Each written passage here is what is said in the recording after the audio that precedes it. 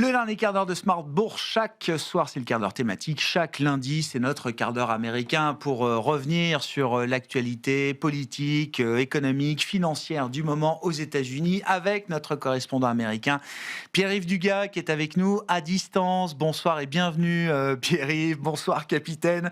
Merci d'être avec nous pour évoquer ce que j'appelle la guerre d'indépendance de la Réserve fédérale américaine et un acharnement de Donald Trump contre Jérôme Powell qui risque de s'avérer contre-productif à un certain stade, Pierre-Yves? C'est ce qui me frappe le plus dans cette affaire, c'est que je ne vois vraiment pas ce que la Maison-Blanche, qui souhaite que les taux d'intérêt aux États-Unis baissent de manière accélérée, a à gagner aujourd'hui à menacer de poursuites pénales le patron de la Fed, dont on sait que le 15 mai, il ne sera plus président du Conseil des gouverneurs.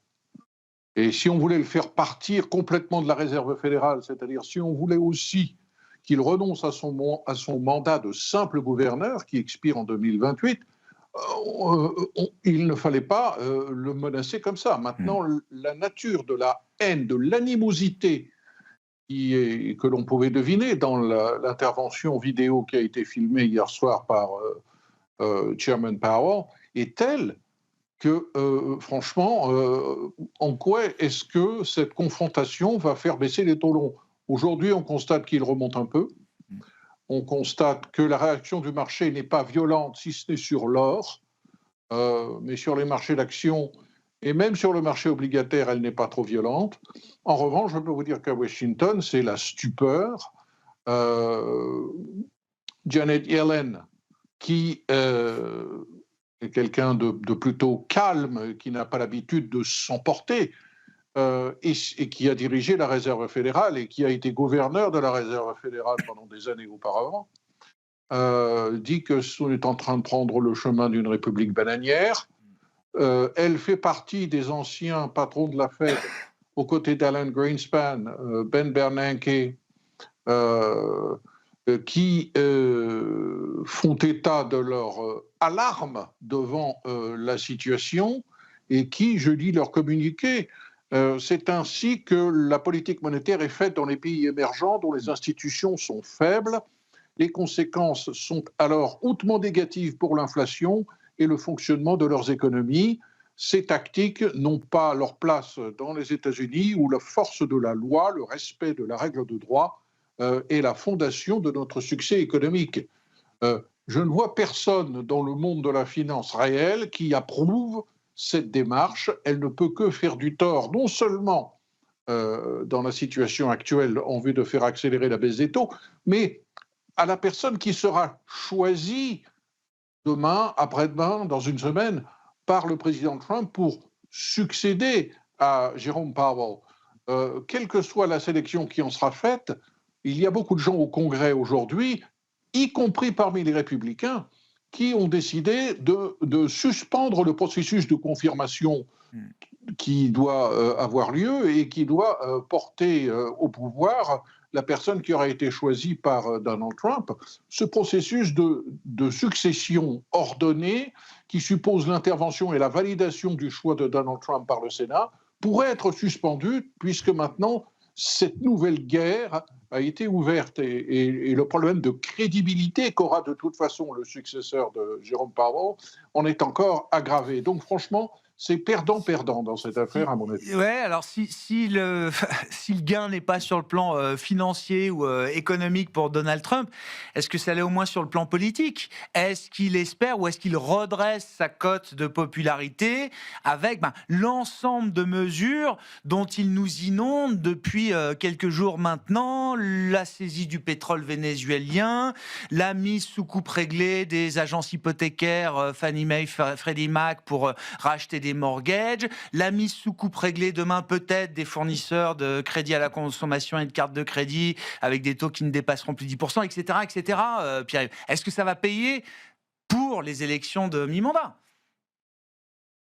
Ça va peut-être payer pendant 48 heures parce que l'électeur moyen n'est pas un spécialiste de la Réserve fédérale.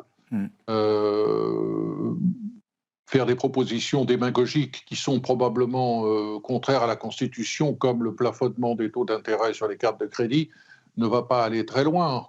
Il va falloir trouver une autre martingale si les Républicains veulent gagner avec une plateforme MAGA les élections de mi-mandat. Et encore, ce que regardent les Américains le plus dans les affaires de taux d'intérêt, c'est le taux des hypothèques. Vu le comportement du rendement des obligations à 10 ans du Trésor américain aujourd'hui, sans parler du 30 ans, les mortgages vont encore grimper au cours des prochains jours. C'est beaucoup de gesticulation à courte vue et de manière hautement improductive et, à mon avis, vraiment contre-productive. Enfin, c'est tout de même extraordinaire de voir que la Maison-Blanche accuse Jay Powell de ne pas être capable de tenir les coûts de la rénovation historique de 2 bâtiments, alors que Donald Trump lui-même, sans demander l'avis du Congrès, a détruit l'aile est de la Maison-Blanche et fait face à un doublement des coûts de reconstruction. Enfin, on est vraiment dans le n'importe quoi. Pour sa salle de bal, c'est ça. Parlons de ce qui est un peu moins n'importe quoi, peut-être. D'ailleurs, Pierre-Yves, les résultats des entreprises, là, ça commence demain avec JP Morgan et ça va nous animer pendant une bonne paire de semaines maintenant, avec des marchés américains toujours aussi bien valorisés. Et c'est l'euphorie qui continue. Je viens d'écouter Ed Yardeni, que j'écoute toujours avec attention, parce que je trouve qu'il a une perception des choses qui est très fine. Et qui considère que ce marché action est depuis des années porté par les profits records, qui ont eu raison du Covid, à la sortie du Covid en tout cas, qui ont eu raison des surtaxes douanières, qui ont eu raison des aléas de la politique de la Réserve fédérale, et qui continuent, si l'on en croit les analystes, de porter les marchés d'actions à des niveaux de valorisation extrêmes, puisque en termes de ratio prix-bénéfice courant, le S&P 500 est au-dessus de 30. Et si l'on enlève la tech, on est toujours autour de 20, et c'est au-dessus de la moyenne historique. Il est frappant de voir que depuis 3 mois, et ce sera le 2e trimestre consécutif, les révisions auxquelles ont procédé les analystes dans leurs anticipations de résultats ont été en majorité des révisions favorables. Donc non seulement le marché est euphorique, mais il est de plus en plus euphorique. Et il est porté, bien sûr, par l'euphorie qui touche en priorité le secteur de la technologie, et puis quelques autres secteurs comme celui de la finance et même de l'énergie. En termes de guidance, je ne sais plus comment on traduit guidance en français, les perspectives de résultats qui sont mis en avant par la direction des entreprises pour guider les analystes et les actionnaires dans leur jugement des performances à attendre par les entreprises cotées. Même en termes de guidance, l'optimisme règne.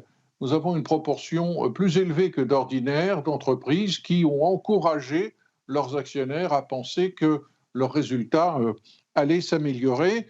Alors, je reviens à Ed Yardeni. Ed Yardeni dit, vous savez, dans ce contexte-là, une baisse de taux par la Réserve fédérale ne ferait pas grand-chose pour l'économie réelle, qui marche déjà très bien, si ce n'est que l'on risque d'alimenter la bulle spéculative sur les marchés d'actions. Et je trouve que de la part de quelqu'un comme Ed Yardeni, cette interprétation est assez valable. Autre chose que j'ai retenue qui indirectement a trait à cette affaire, c'est que bien sûr le contexte macroéconomique est extrêmement porteur. On a eu une croissance de 4,3% au 3e trimestre en rythme annuel. Vraisemblablement, on va approcher une croissance de 5% au 4e trimestre. Et il est logique, dans ce contexte-là, de croissance bien plus forte que prévu, que les entreprises rendent compte de profits qui eux-mêmes vont progresser. Je rappellerai que la chute des importations a un effet dopant pour la croissance américaine, puisque les importations sont soustraits du produit intérieur brut, et quand il y en a moins, on en soustrait moins, donc il y a plus de produit intérieur brut. Voilà pourquoi on pourrait dépasser 5% de croissance au 4e trimestre. Dans ces conditions-là, anticiper 8,2% de progression des profits des entreprises pour les sociétés du S&P 500, ça n'est pas aussi délirant que cela. Non, de la croissance toujours aux États-Unis, sans doute largement au-delà du potentiel, même si c'est une croissance qui ne profite pas à tout le monde, et même si cette croissance est de plus en plus pauvre en emploi également, des créations d'emplois qui sont quasiment à l'arrêt désormais si on enlève les secteurs, les gros secteurs de l'éducation et de la santé, mais pour le reste, le PIB évolue encore sans doute au-delà du potentiel de l'économie américaine aujourd'hui. Merci beaucoup Pierre-Yves. Pierre-Yves Dugas avec nous chaque lundi pour cette analyse de la vie politique, économique et financière américaine, notre correspondant américain dans Smart Bourse sur Bismart for Change, que vous retrouvez bien sûr en replay sur bismart.fr ou encore en podcast sur l'ensemble de vos plateformes préférées.